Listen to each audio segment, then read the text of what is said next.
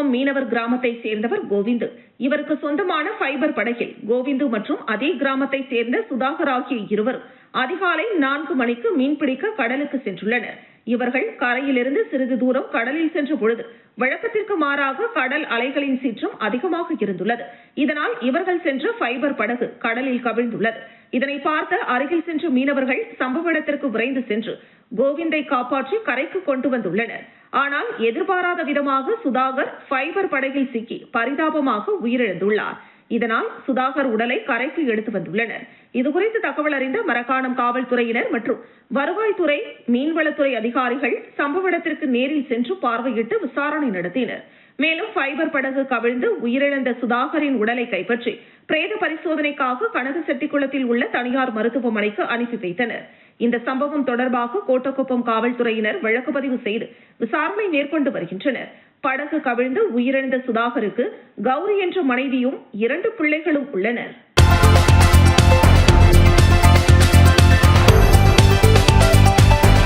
நீலகிரி மாவட்டம் உதகையில் உள்ள எல்ஸ் ஹில் பகுதியில் வசிக்கும் மக்கள் பல நாட்களாக அப்பகுதியில் சிறுத்தை நடமாடி வருவதாகவும் அரசு உடனடியாக நடவடிக்கை எடுக்கவும் வலியுறுத்தி வந்தனர். இந்த நிலையில் ஒருவரது வீட்டில் அவர் வளர்த்து வந்த செல்ல பிராணியான நாயை சிறுத்தை தாக்கியுள்ளது. இதனால் அச்சமடைந்த மக்கள் உடனடியாக அரசு நடவடிக்கை எடுக்க கோரி குமரன் நகர் சிமெண்ட் ரோடு பகுதியில் போராட்டத்தில் ஈடுபட்டனர். மேலும் வனத்துறையினர் உடனடியாக நடவடிக்கை எடுக்க வேண்டும் என கோரிக்கை விடுத்தனர்.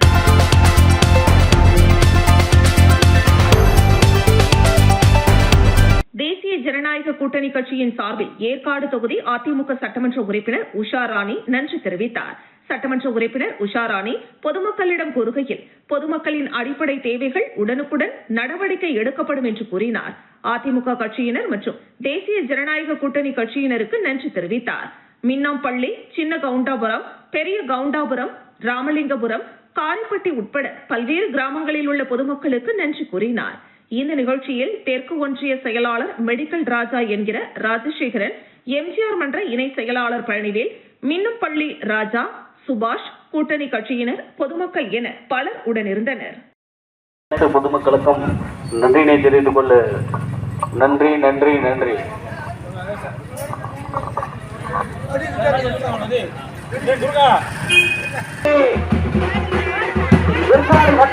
உறுப்பினர் அன்பு சகோதர திருமதி உதாரணி அவர்களுக்கு சாதனை அளிக்கப்படுகிறது.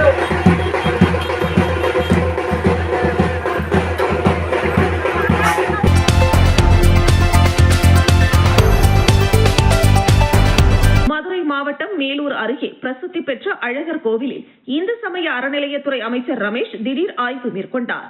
முன்னதாக அழகர் கோவிலில் உள்ள ராக்காயி அம்மன் கோவில், பழமுதிர் சோலை முருகன் கோவில், கள்ளழகர் கோவில் மற்றும் 18ஆம் படி கருப்பண்ணசாமி கோவில் ஆகியவற்றில் தாவேகா கொள்கை பரப்பு செயலாளர் லயோலா மணி உடன் சுவாமி தரிசனம் செய்தார். அப்போது திருக்கோவில் தூய்மை பணியாளர்கள் கடந்த 10 ஆண்டுகளாக ஊதிய உயர்வு இல்லாமல் 250 ரூபாய் சம்பளத்துடன் பணியாற்றி வருவதாகவும் பணியின் போது எந்தவிதமான பாதுகாப்பு உபகரணங்கள் எதுவும் வழங்குவதில்லை என்றும் தெரிவித்தனர். மேலும் திருக்கோவில் தூய்மை பணியாளர்களுக்கான சீருடைக்கும் ஒப்பந்த நிறுவனத்தினர் 250 ரூபாய் வரையிலும் பிடித்தம் செய்கின்றனர் என்று குற்றம் சாட்டினர். இதனைத் தொடர்ந்து ஒப்பந்த நிறுவன அதிகாரியை அழைத்த அமைச்சர் தூய்மை பணியாளர்களின் குற்றச்சாட்டு குறித்து விளக்கம் கேட்டார். மேலும் திருக்கோவில் நிர்வாக அதிகாரியை அழைத்து உடனடியாக திருக்கோவில் நிர்வாக உத்தரவிற்கு கட்டுப்பட்ட புதிய ஒப்பந்த நிறுவனத்திடம் பணிகளை மாற்றி வழங்குமாறு, தற்போதுள்ள நிறுவனத்தின் ஒப்பந்தங்களை ரத்து செய்யுமாறு அதிரடியாக உத்தரவிட்டார். இதனைத் தொடர்ந்து திருக்கோவிலில் தூய்மை பணியாற்றி வரும் பெண் ஊழியர்கள் அனைவரும் அமைச்சருக்கு நன்றி தெரிவித்தனர். அதேபோன்று திருக்கோவிலில் தனியார் ஒப்பந்த நிறுவனம் மூலம் பாதுகாப்பு பணியாற்றி வரும் பணியாளர்களும் ஊதிய உயர்வு, பணி பாதுகாப்பு குறித்து அமைச்சரிடம் முறையிட்டனர். இதனைத் தொடர்ந்து திருக்கோவிலில் நடைபெற்ற டெண்டர்கள் தொடர்பாகவும் புகார்கள் எழுந்துள்ள நிலையில் கோவில் செயல் அலுவலர் அலுவலகத்தில் அமைச்சர் ரமேஷ் ஆய்வு மேற்கொண்டு சம்பந்தப்பட்ட ஆவணங்களை பரிசீலித்தார். இதனால் அலுவலகத்தில் அதிகாரிகள் பரபரப்பாக காணப்பட்ட நிலையில் ஆய்வு குறித்து செய்தி அறிக்கையாக வெளியிடப்படும் என்று தெரிவித்து அமைச்சர் அங்கிருந்து புறப்பட்டு சென்றார்.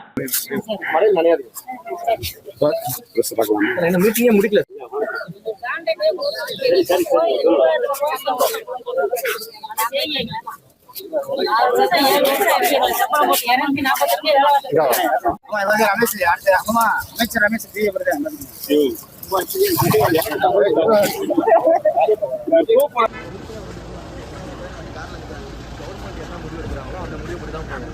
எல்லாரும் கரெக்டாக மாற்ற முடியாது. முதலமைச்சர்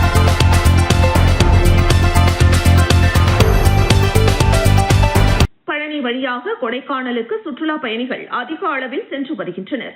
கொடைக்கானல் சாலையில் புளியமரத்து செட் என்ற இடத்தில் காவல்துறையினர் சோதனை சாவடி அமைத்து சுற்றுலா பயணிகளின் வாகனங்களை சோதனை செய்கின்றனர்.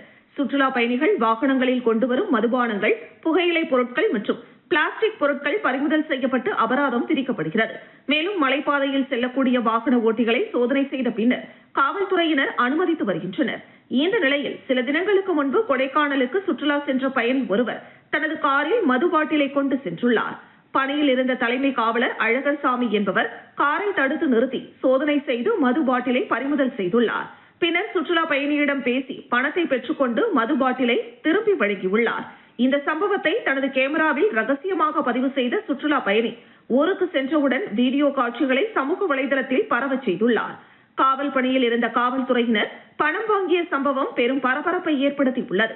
இந்த நிலையில் பழனி தாலுகா காவல் நிலையத்தில் பணியாற்றும் முதன்மை காவலர் அழகர்சாமி மீது பழனி காவல்துறை துணை கண்காணிப்பாளர் தனஞ்சயன் நடவடிக்கை எடுத்துள்ளார். உடனடியாக அழகர்சாமி ஆயுதப்படை மைதானத்திற்கு இடமாற்றம் செய்யப்பட்டதுடன் துறை ரீதியாக நடவடிக்கை எடுக்கவும் பரிந்துரை செய்துள்ளார்.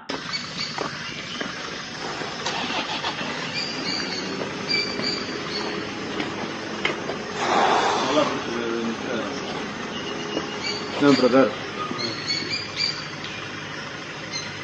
அது பாத்தீங்களா?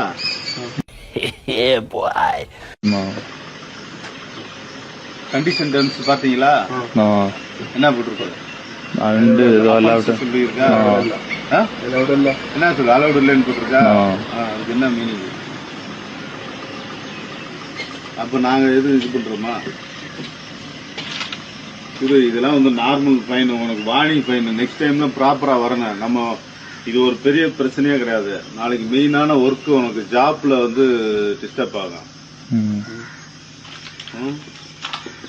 எப்படி குடுக்கறது? பார்த்து கேர்ஃபுல்லா கொண்டு போனேன். ஏதோ இந்த வெளிநாட்டு அதுன்றதுனாலதே சரியா? நேரவா கேமரா வேற தெரியுது. உள்ள சொருகு.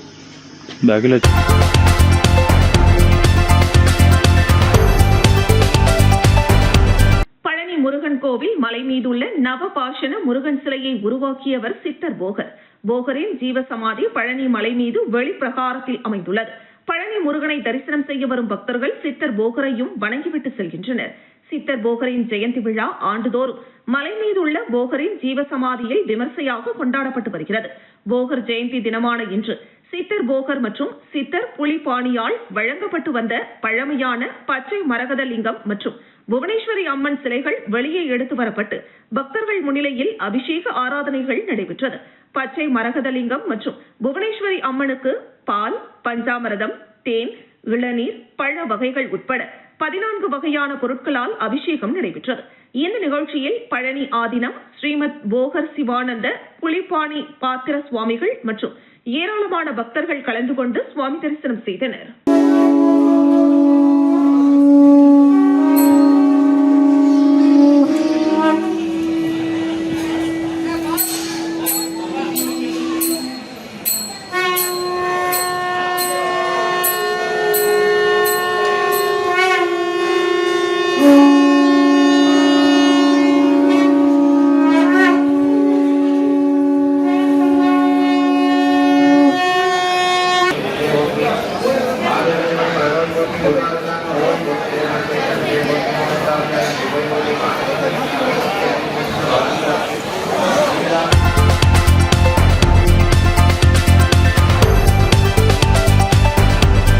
விழுப்புரம் மாவட்டம் திண்டிவனத்தில் உள்ள தனியார் ஹோட்டலில் மாவட்ட விவசாய அணி தலைவர் சௌரிராஜன் தலைமையில் பாஜக நிர்வாகிகள் ஆலோசனைக் கூட்டம் நடைபெற்றது.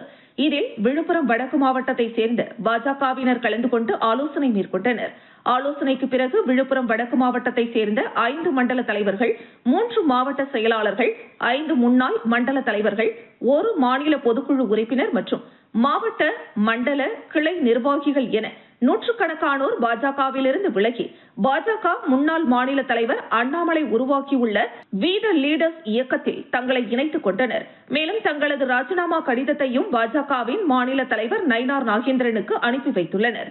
கூட்டத்தில் பேசிய விவசாய அணி தலைவர் சௌரிராஜன், பாஜக இயக்கத்திலிருந்து வெளியேறுவது மிகுந்த மனவலியை தருகிறது. ஆனால் தமிழகத்தில் அண்ணாமலையின் கருத்தை வலுப்படுத்த வேண்டும் என்பதற்காக இந்த முடிவை எடுத்துள்ளோம் என கண்ணீர் மல்க தெரிவித்தார். செய்தியாளர்களிடம் பேசிய மாவட்ட செயலாளர் முருகப்பெருமாள், 2019ஆம் ஆண்டு அண்ணாமலை மீதான ஈர்ப்பால் பாஜகவில் இணைந்தேன். 2 முறை மண்டல தலைவராகவும் தற்பொழுது மாவட்ட செயலாளராகவும் பணியாற்றி பட்டி தொட்டி எங்கும் கட்சியை வளர்த்தோம். ஆனால் கடந்த உள்ளாட்சி தேர்தலில் ஒரு கவுன்சிலரை கூட வெற்றி பெற வைக்க முடியாத அளவிற்கு மாவட்ட தலைவர்கள் செயல்பட்டனர். எங்களை வழிநடத்த சரியான தலைவர்கள் இந்த மாவட்டத்தில் இல்லை என்றார். தொடர்ந்து பேசிய அவர், தேசிய தலைமையின் தவறான அணுகுமுறையால் மாநில தலைவர் தேர்வில் தொய்வு ஏற்பட்டது. அண்ணாமலை தலைவரான பிறகு 2.75% இருந்த பாஜகவின் வாக்கு வங்கி நாடாளுமன்ற தேர்தலில் 18.75% உயர்ந்தது.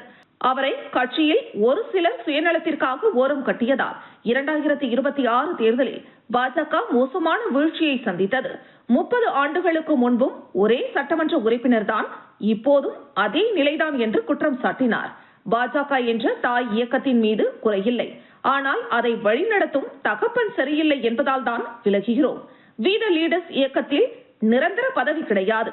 இணைபவர்கள் அனைவருமே தலைவர்களே. தமிழக மக்களின் நல்வாழ்விற்காக இதில் இணைகிறோம் என்றும் முருகப்பெருமாள் தெரிவித்தார். வரும் நாட்களில் மேலும் பல தொண்டர்கள் இணைவார்கள் என்றும், ஊழலற்ற ஆட்சியை அமைத்து குப்புசாமி அண்ணாமலையை முதலமைச்சராக்குவதே எங்கள் குறிக்கோள் என்றும் கூறி மாறுவோம் மாற்றுவோம் என்ற முழக்கத்துடன் கூட்டம் நிறைவடைந்தது.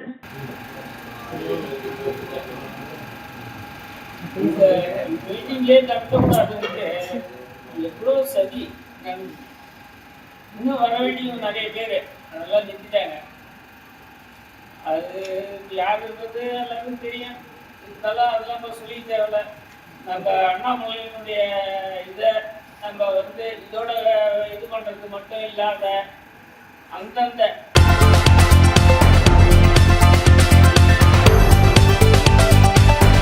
கிருஷ்ணகிரி மாவட்டம் ஊத்தங்கரை வட்டாட்சியர் அலுவலகத்தில் 1435ஆம் பசுலி ஆண்டிற்கான வருவாய் தீர்வாய கணக்கு முடித்தல் குறித்த நிகழ்ச்சி நடைபெற்றது.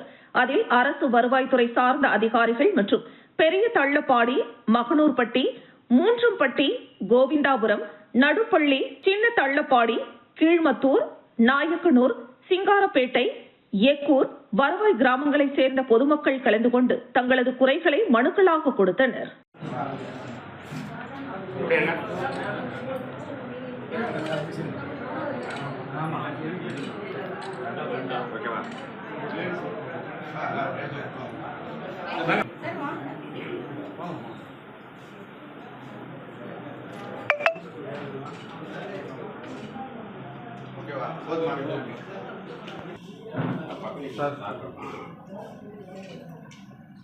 கீழே விடுங்க சார்.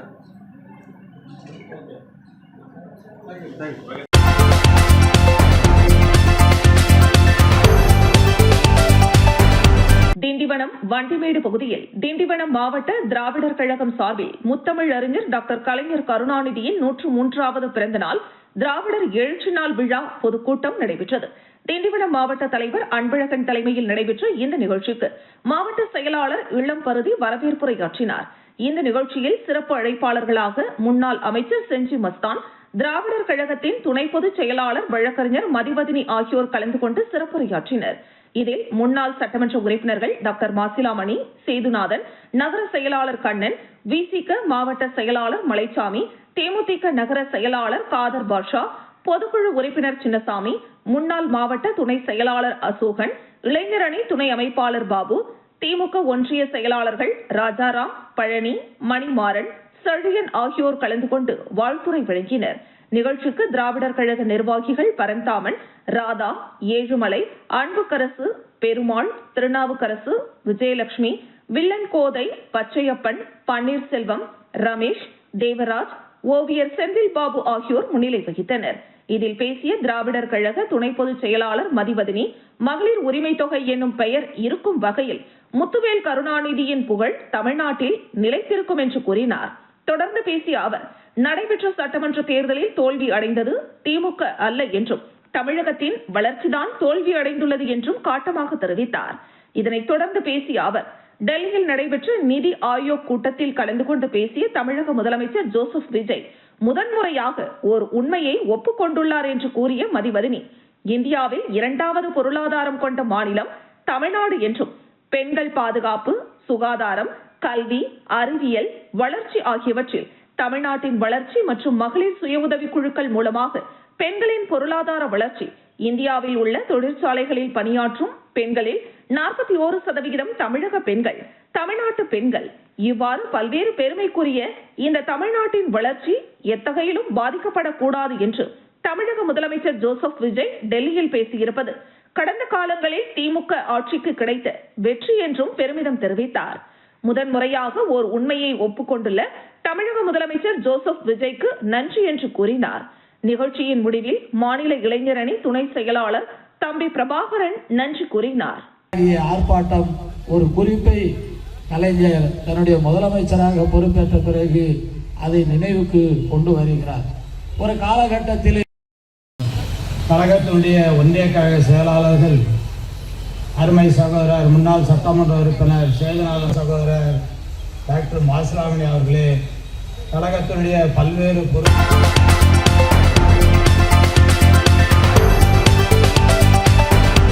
கள்ளக்குறிச்சி மாவட்டம் திருநாவலூர் அதிமுக ஒன்றிய செயலாளர் செண்பகவேல் அதிமுகவிலிருந்து விலகுவதாக செய்தியாளர் சந்திப்பில் அறிவித்தார். மாவட்ட மற்றும் மாநில தலைமை மீதான அதிருப்தி காரணமாக இந்த முடிவை எடுத்துள்ளதாக அவர் தெரிவித்தார். மேலும் கள்ளக்குறிச்சி மாவட்ட செயலாளர் குமரகுரு உள்ளிட்ட கட்சி தலைமையின் செயல்பாடுகள் குறித்து பல்வேறு குற்றச்சாட்டுகளை முன்வைத்த அவர், சரியான கூட்டணி அமைக்காததே தேர்தல் தோல்விக்கு காரணம் என கூறினார். தேமுதிக அதிமுக கூட்டணி அமைந்திருந்தால் அதிமுக வெற்றி பெற்றிருக்கும் என்றும், இதுகுறித்து ஏற்கனவே எடப்பாடி பழனிசாமியிடம் தெரிவித்ததாகவும் அவர் கூறினார்.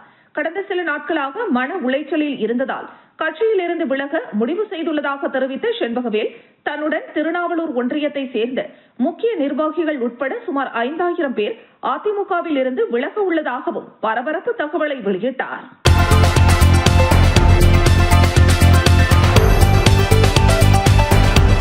விழுப்புரம் மாவட்டம் திண்டிவனம் சாராட்சியர் அலுவலகத்தில் விவசாயிகள் குறை தீர்ப்பு கூட்டம் நடைபெற்றது. இந்த கூட்டத்தில் பெரும்பாலான அரசு அதிகாரிகள் வரவில்லை. இதனால் திண்டிவனம் சாராட்சியர் கோபமடைந்தார். அடுத்த மாதம் விவசாயிகள் குறை தீர்ப்பு கூட்டத்திற்கு வரவில்லை என்றால் துறை ரீதியான நடவடிக்கை எடுக்கப்படும் என்றும் எச்சரித்துள்ளார். மேலும் இந்த பகுதியில் சவுக்கம் தோப்பு அதிகமாக பயிரிடப்படுகிறது. பல்வேறு இடங்களில் சவுக்கு மரங்கள் எரிந்து சாம்பலாகிறது. இது தொடர்பாக வட்டாட்சியர், வேளாண்மை துறை யாரிடத்தில் மனு கொடுத்தாலும் இது எங்களிடம் தராதீர்கள் என புறக்கணிக்கப்படுகிறது.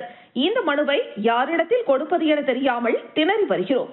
சவுக்கு தோப்பு எரிந்தால் 1 ஏக்கருக்கு 1 லட்சம் ரூபாய் நஷ்டம் ஏற்படுகிறது. தமிழக அரசு இதற்கு இழப்பீடு வழங்குமாறு கோரிக்கை வைத்துள்ளனர். திண்டிவனத்தை சுற்றியுள்ள பகுதிகளில் நேரடி கொள்முதல் நிலையத்தில் 1 மூட்டைக்கு 50 ரூபாய் என லஞ்சம் வாங்கப்படுகிறது. இது தொடர்பாக பலமுறை ஆட்சியர் அலுவலகத்தில் கோரிக்கை வைத்துள்ளோம். ஆட்சி மாறினாலும் காட்சி மாறவில்லை. அதேபோல மின்சாரம் ஒழுங்காக வழங்கப்படுவதில்லை. இதனால் விவசாய பயிர்கள் பாதிக்கப்படுகிறது. உரம் விலை ஏறுவதற்கு முன்பே உரம் விலைகள் ஏற்றப்படுகிறது. ஒளப்பூர் ஒன்றியம் கொடிலம் கிராமத்தில் ஏரியிலிருந்து விவசாய நிலத்திற்கு செல்லும் கால்வாயை ஆக்கிரமித்து வைத்துள்ளனர். இது தொடர்பாக பலமுறை மனுக்கள் கொடுத்தும் இதுவரை எந்த நடவடிக்கையும் எடுக்கப்படவில்லை என விவசாயி குற்றச்சாட்டு வைத்துள்ளார். தன்னுடைய நிலத்தை வேறு ஒருவருக்கு வருவாய்த்துறை அதிகாரிகள் பட்டா மாற்றி கொடுத்துள்ளனர். இது தொடர்பாக மனுக்கள் கொடுத்தும் இதுவரையும் சரி செய்யப்படவில்லை. இதனால் சார் ஆட்சியரை முற்றுகையிட்டனர். இதனால் அங்கு சிறிது நேரம் சலசலப்பு ஏற்பட்டது. காட்சி மாறும்ன்றது அனைத்து விவசாயிகளுடைய கோரிக்கை. அந்தந்த கிராமங்களிலே நீங்க தமாபதி நடத்தலாம், இல்ல பிற்காலம் நடத்தலாம். ஏன்னா நாங்கள் 100 ரூபாய் 200 ரூபாய் செலவு பண்ணி இந்த சாப்பாட்டு செலவு பண்ணி வந்து நாங்கள் உட்காந்து அந்த டைம் வேஸ்ட் ஆகுது. எங்கள் விவசாய டைம்ல வெய்ய அதிகமாக அடிக்குது. அதனால முதல் கோரிக்கையா விவசாயிகள் இப்போ வர